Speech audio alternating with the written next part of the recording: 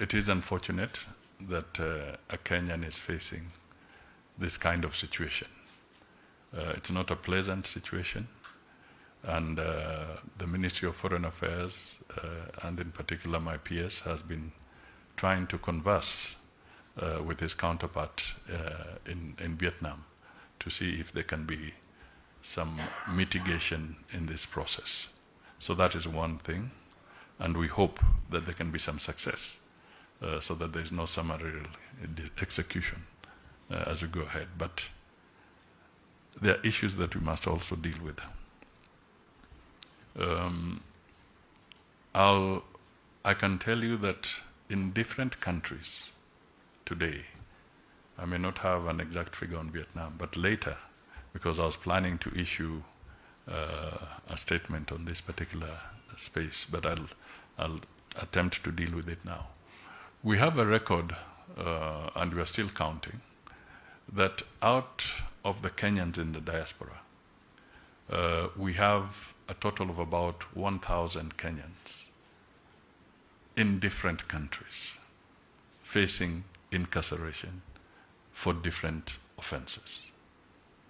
Each country will have a number. Okay? Now, some could be misdemeanors, some could be very serious offenses. So I cannot specifically at this stage tell you that this is the particular offense per individual. And we are trying to gather data from other countries, because as Kenyans travel, they do not declare that they are traveling. So they travel on their own volition. It is their right, and they can go to whichever country they can go to, as long as they have their visas approved by those respective countries. So that's one factor. Second, the issue of drug trafficking. And we are not trying to say she's guilty or not guilty, other than what we have as a record from the judicial process in Vietnam. So ours is not about a judgment, but working on that basis. If we want to also send a clear message as a country, we need to be careful that Kenyans who are stepping out into the diaspora do not fall into the trap of engaging in any illegal activities. It's absolutely important that this is taken. We want responsible Kenyans at home, and we equally want responsible Kenyans in the diaspora, in whatever country you are in. We have been at the forefront in promoting bilateral labor agreements, trade, also focusing on responsible mobility of labor and so forth. We've been talking to these things.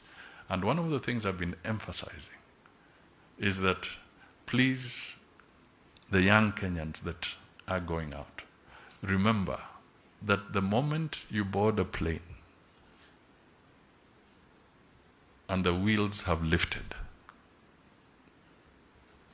when you land in whatever country you're going into, the laws that apply are not Kenyan laws. They are the laws of that respective country. So please respect the law. Vietnam has got its own judicial processes, and we want to make it clear that we do not want to market Kenya as a conduit for illicit trade, whether drugs or human trafficking or any other contraband or even illicit firearms. We have to be very clear to this, and we have to be collective and understanding on this matter. So it is important that as we deal with these cases,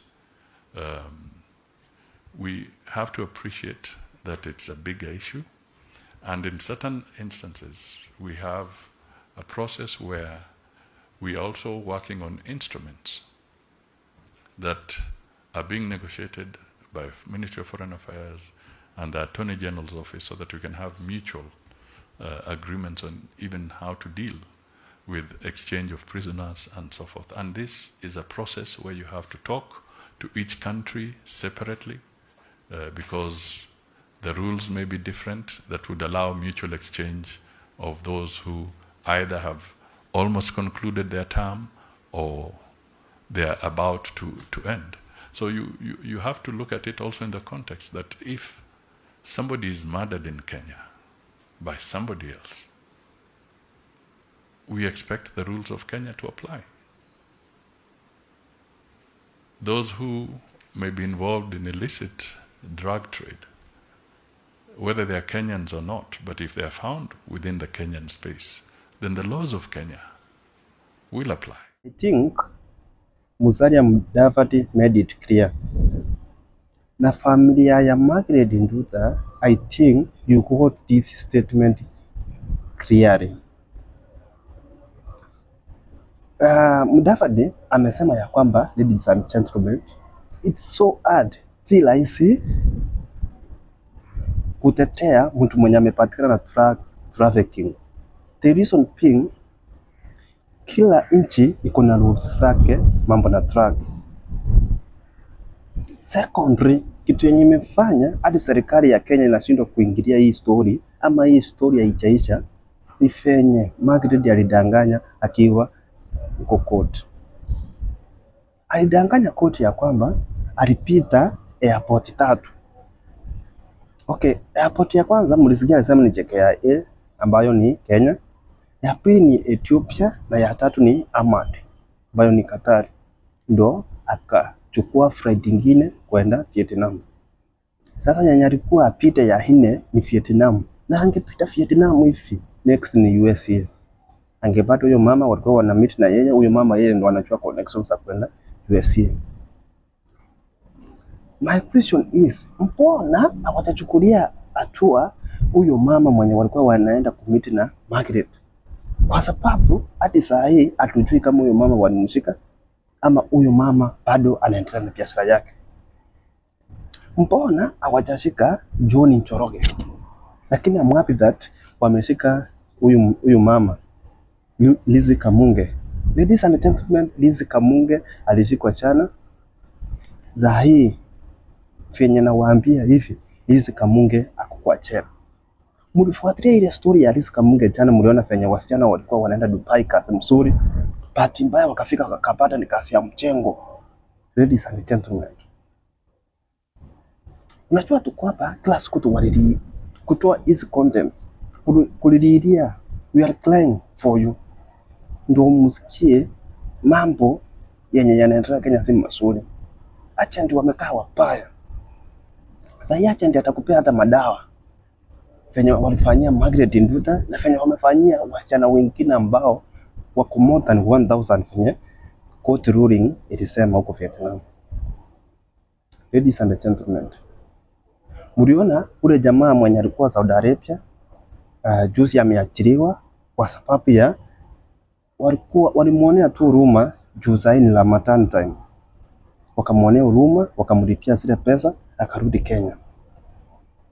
Nataka niwaambie familia ya Margaret Nduta, msitani Vietnam ni kama Saudi Arabia. Don't think Vietnam is like Qatar or it's like Gulf countries. Si rahisi. Okay. Wakati Mudavadi alisema hii ujumbe wake, wengi wamekuwa wakingoja tena waambie venye amepanga. Lakini sasa nataka niwaambie ukweli. Na ukweli ni kwamba Nduta kesi yake ni ngumu. Na serikali ikiingilia hii case Vietnam leaders watasema serikali ya Kenya ndio ilimtuma, ndio ina support hizi vitu. Na tu lazima wafuatilie. Mbona hii nini sikapida hadi Katari?